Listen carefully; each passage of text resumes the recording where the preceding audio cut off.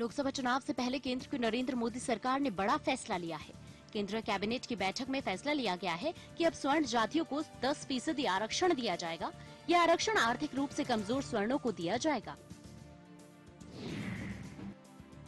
बता दें कि 2018 में SC/ST एक्ट को लेकर जिस तरह मोदी सरकार ने सुप्रीम कोर्ट का फैसला पलट दिया था, उससे स्वर्ण खासा नाराज बताया जा रहा था। माना जा रहा है कि कल मोदी सरकार संविधान संशोधन बिल संसद में पेश कर सकती है।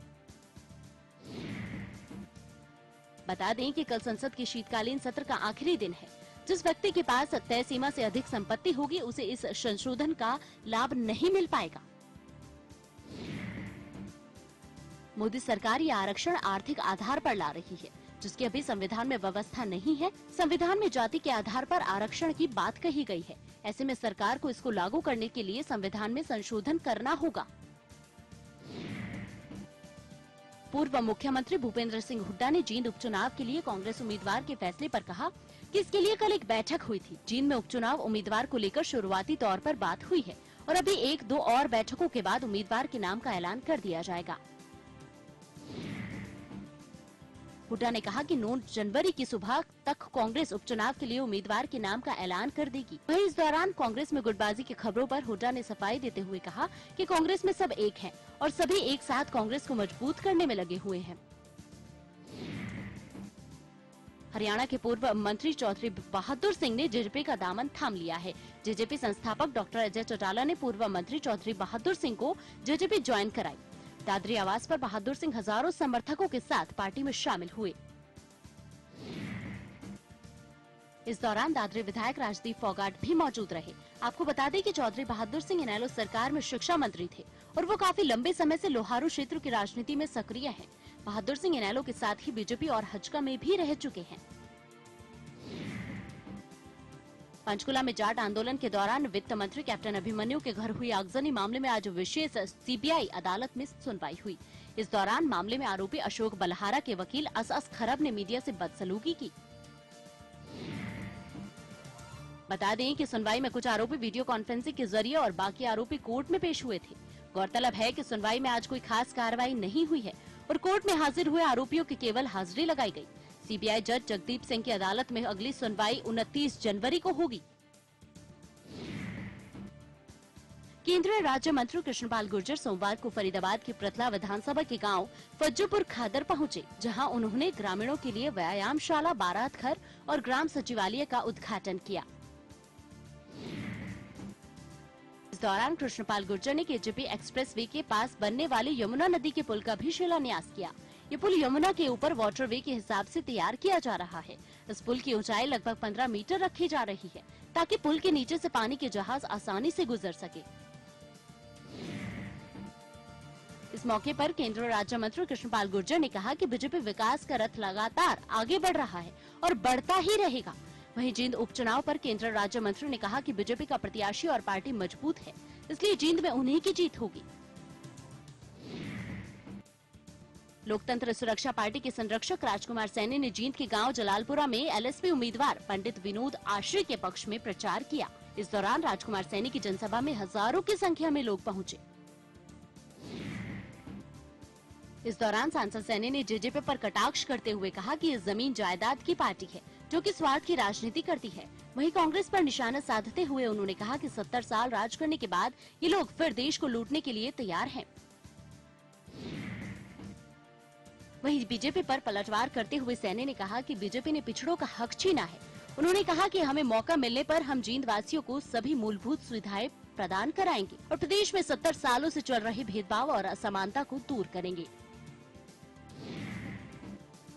हरियाणा में फर्जीवाड़ा करके चलाई जा रही 1472 करोड़ की 46 फर्जी कंपनियों का खुलासा हुआ है। बता दें कि फर्जी कंपनियां लोगों के दस्तावेज और इनाम इस्तेमाल करके बोगस बिलिंग के जरिए कागजों में बिजनेस चला रही थी, इसलिए कंपनियों को कोई वजूद नहीं मिला। जिसके बाद additional chief secretary Sanjeev Kaushal ने अलग अलग जिलों में चल रही 46 फर्जी कंपनियों के खिलाफ FIR दर्ज कराई है और 174 करोड़ की टैक्स चोरी की रिकवरी के निर्देश भी दिए हैं। पूरे मामले में डिप्टी कमिश्नर VK शास्त्री ने बताया कि हमने FIR दर्ज कराकर कार्रवाई शुरू कर दी है। मामले में जांच के लिए सेंट्रल एजेंसी की मदद ली जाएगी, जिससे आरोपियों की गिरफ्तारी कर मामले में कार्रवाई पूरी की जा सके। फरीदाबाद के गांव छायसा के मवेशी अस्पताल में पशुओं की डॉक्टर की लापरवाही और भ्रष्टाचारी का मामला सामने आया है। ग्रामीणों ने डॉक्टर पर आरोप लगाते हुए कहा कि डॉक्टर मवेशी अस्पताल में नहीं आता है और अगर कभी कभी आता भी है तो पैसे लेकर उनके पशुओं का इलाज करता है। वहीं मामले में डॉक्टर जगवीर की माने तो उसके ऊपर ग्रामीणों द्वारा लगाए गए सभी आरोप झूठे हैं।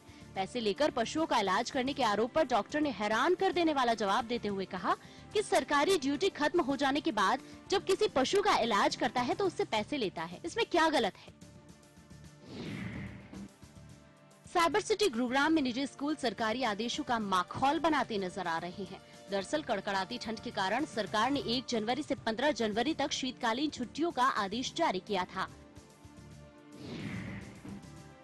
सरकारी आदेशों की अवहेलना करते हुए साइबर सिटी गुरुग्राम के तकरीबन सभी निजी स्कूल आज खुले रहे, जिसके चलते छोटे छोटे बच्चे कड़कड़ाती ठंड में भी स्कूल जाने को मजबूर हैं। रेवाड़ी में 4 महीने पहले अनिल नामक एक युवक मर्चेंट नेवी में नौकरी के लिए मलेशिया गया था, लेकिन 24 दिसंबर को उसके घर फोन आया कि समुद्र में गिरने से अनिल की मौत हो गई है। इस मामले में मलेशिया में FIR भी दर्ज कराई गई, लेकिन अभी तक युवक की कोई खोज खबर नहीं है। इतना ही नहीं, परिवार सहायता के लिए स्थानीय सांसद केंद्रीय मंत्री राव इंद्रजीत सिंह से भी गुहार लगा चुका है। सीएम विदेश मंत्रालय और PM को पत्र भी लिख चुका है, लेकिन अभी तक युवक का कोई पता नहीं चल पाया। खबर रोहतक से है, जहां पुलिस को बड़ी सफलता हाथ लगी है। पुलिस ने लघु सचिवालय के बाहर हुए दोहरे हत्याकांड में 1 लाख के इनामी बदमाश और हत्याकांड में हथियार सप्लाई करने वाले बागपत जिले के विकास को गिरफ्तार किया है। अगस्त 2018 में लघु सचिवालय के सामने ममता नामक लड़की और उसकी सुरक्षा में आए थानेदार की गोली मारकर हत्या कर दी गई थी। बता दें कि आरोपी मेरठ के प्रसिद्ध भदौड़ा गैंग का सदस्य बताया जा रहा है। गोहाना में सिविल रोड के साथ बने फुटपाथ की मिट्टी धंसने से वहां 5 फीट गहरा गड्ढा बन गया। गड्ढे में रात के समय एक वाहन भी फंस गया, जिसे हेड्राम मशीन की मदद से बाहर निकाला गया। इसके कारण दुकानदारों को बेहद परेशानी का सामना करना पड़ रहा है। दुकानदारों ने अधिकारियों से फुटपाथ की मरम्मत कराने की मांग भी की है, लेकिन 4-5 दिन बीत जाने के बाद भी अधिकारी इस और ध्यान नहीं दे रहे। जब इस बारे में अधिकारियों से बात करने की कोशिश की गई, तो अधिकारियों ने कैमरे के सामने कुछ भी बोलने से मना कर दिया। Saharanpur Nangal dam passenger train के इंजन में तकनीकी दिक्कत के चलते धुआं उठने लगा, जिसके बाद ट्रेन को अंबाला के बराड़ा स्टेशन के पास रोकना पड़ा। ट्रेन में दिक्कत की वजह से यात्रियों में हड़कंप मच गया और यात्री ट्रेन से बाहर आकर खड़े हो गए। ट्रेन में सफर कर रहे यात्रियों ने बताया कि अचानक पटाखों की आवाज आई और धुआं उठने लगा, जिसके चलते ट्रेन को रोका गया। ट्रेन 1 घंटे से ज्यादा देर तक बराड़ा स्टेशन के पास खड़ी रही। इंजन की तकनीकी दिक्कत को दूर कर ट्रेन को अंबाला कैंट की तरफ रवाना किया गया। लोहारू के भिवानी रोड पर कार और ट्रक की टक्कर में एक युवक की मौत हो गई, जबकि हादसे में कार सवार एक युवक बुरी तरह घायल हो गया। घायल युवक को इलाज के लिए पास के अस्पताल में भर्ती कराया गया है। ढाणी टोड़ा गांव के पास हुई घटना में घायल और मृतक युवक हिसार के बताए जा रहे हैं। मामले की जानकारी मिलते ही पुलिस ने मौके पर पहुंचकर जांच शुरू कर दी है।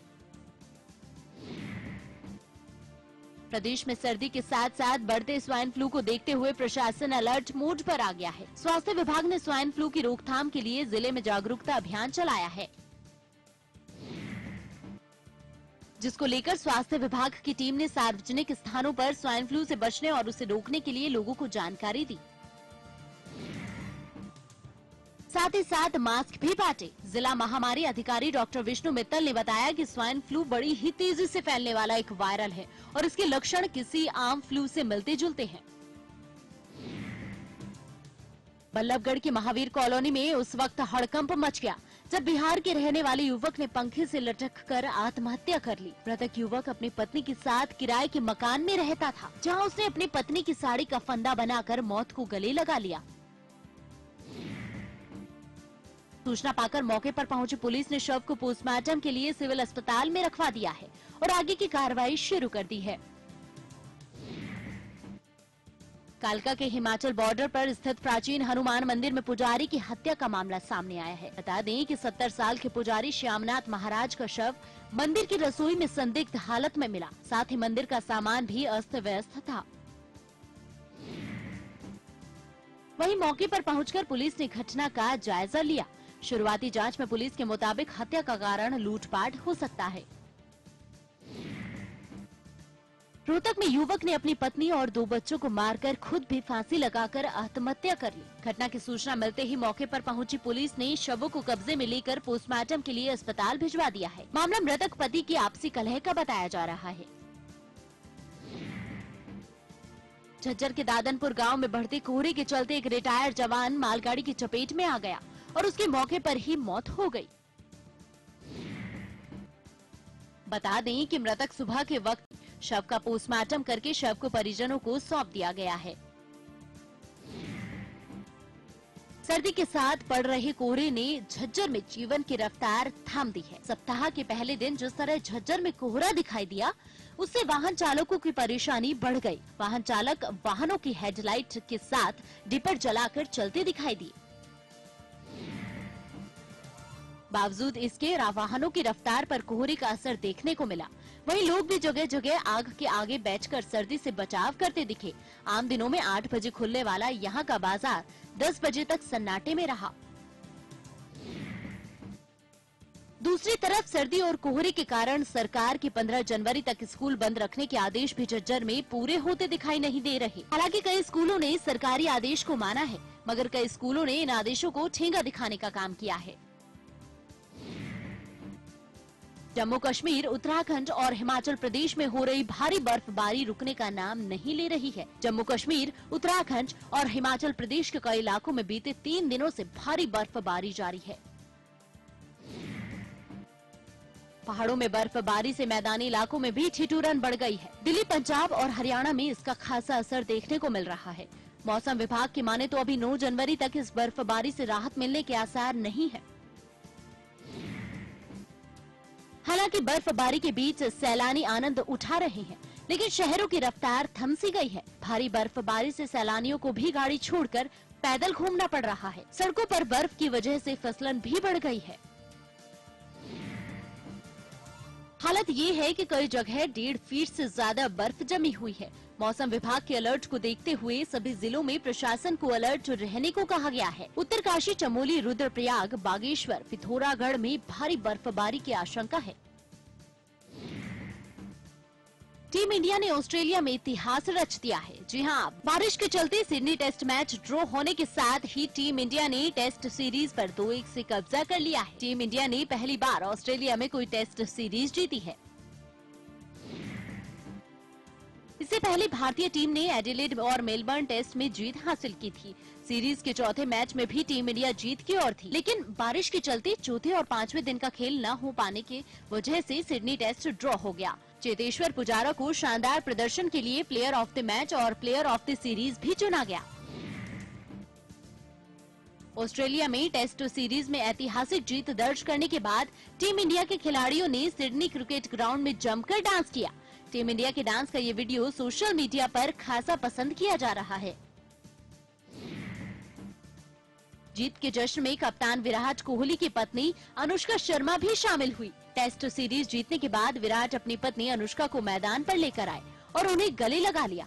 विराट और अनुष्का ने एक दूसरे के साथ तस्वीरें भी खिंचवाई। ऐतिहासिक जीत के बाद टीम इंडिया के कप्तान विराट कोहली ने कहा कि सबसे पहले मैं ये कहना चाहता हूँ कि मुझे इस टीम का हिस्सा होने पर कभी इतना अधिक गर्व नहीं हुआ जितना अभी इस समय हो रहा है। हमारे बदलाव की शुरुआत यहीं पर हुई थी और मुझे विश्वास नहीं हो रहा है कि 4 साल बाद हम यहाँ जीतने में सफल रहे। चंबल के बागियों के जीवन पर बनी फिल्म सोन चिड़िया का ट्रेलर 7 जनवरी को रिलीज हो गया है। इस फिल्म में सुशांत सिंह राजपूत और मनोज वाजपेयी चंबल के डकैत के रोल में नजर आ रहे हैं। फिल्म में भूमि पेडनेकर भी अहम रोल में है। 2 मिनट 43 सेकंड के ट्रेलर में चंबल की कहानी को दिखाया गया है। ट्रेलर जबरदस्त डायलॉग्स का पंच है। बिपाशा बसु बॉलीवुड की जानी मानी एक्ट्रेस हैं। वो अपना 39वां जन्मदिन मना रही हैं। 7 जनवरी 1989 को जन्मी बिपाशा ने 2016 में करण सिंह ग्रोवर से शादी की थी। बिपाशा करण के साथ अपनी शादीशुदा जिंदगी में खुश हैं, लेकिन शादी से पहले उनके अफेयर हमेशा चर्चा में आ जाते हैं। बता दें कि जॉन अब्राहम और बिपाशा करीब 10 साल तक रिलेशन में रही। सलमान खान स्टार फिल्म जुड़वा का रीमेक बनाने के बाद अब निर्देशक डेविड धवन गोविंदा की फिल्म कुली नंबर 1 का रीमेक करने का मन बना चुके हैं। खबर है कि इस फिल्म में वरुण धवन के साथ Alia Bhatt lead role play करती नजर आएंगी। फिल्म के ओरिजिनल पार्ट में गोविंदा और करिश्मा कपूर लीड रोल में थे। बता दें कि जुड़वा के रीमेक में भी वरुण ने ही लीड रोल प्ले किया था।